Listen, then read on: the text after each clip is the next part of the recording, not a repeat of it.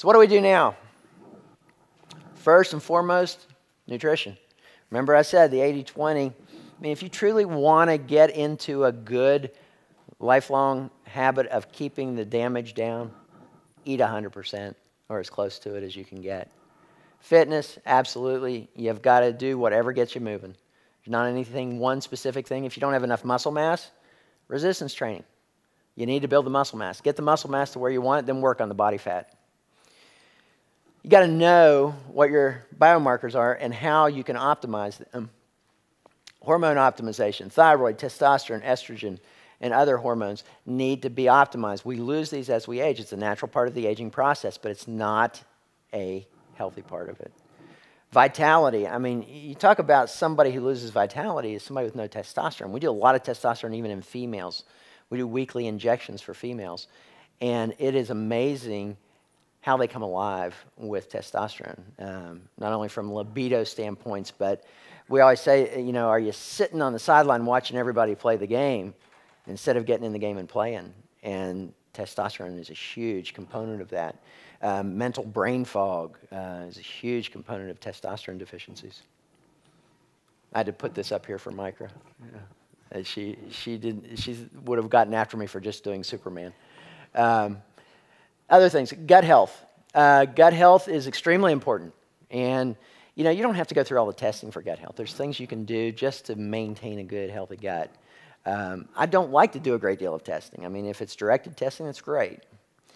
Now, I said nutrition was number one, but stress optimization by far exceeds the benefits of anything you will do when it comes to aging. This has become a huge part of our practice. Is the stress optimization, because we'll see people doing absolutely everything right.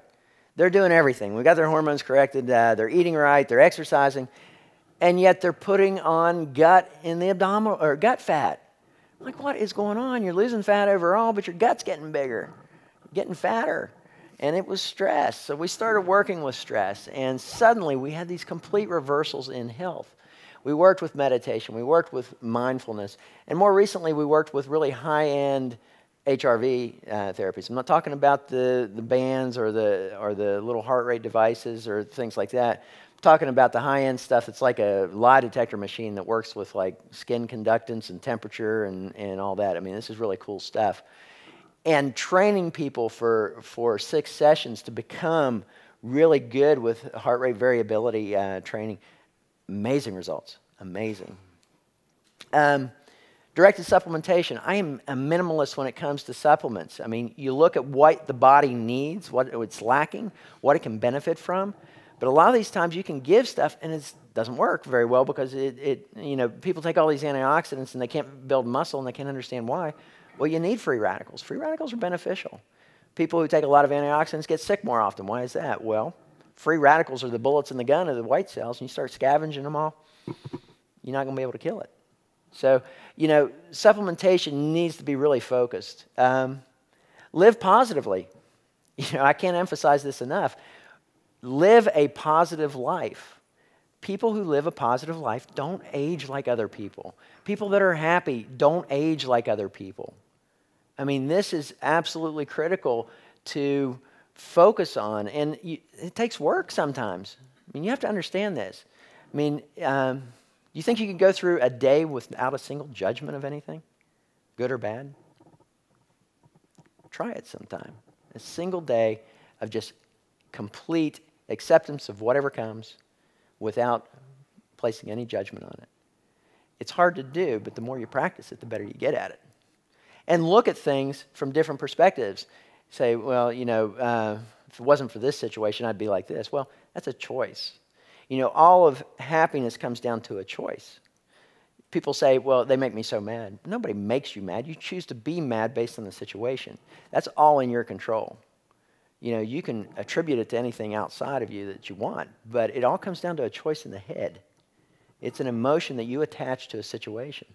And thrive. Do stuff that you wouldn't do. I mean, Daryl Edwards talked about yesterday, he gets out of bed a different way every day. I mean, how cool is that? I mean, who thinks of that? I never thought of that. I'm going to start doing that, though.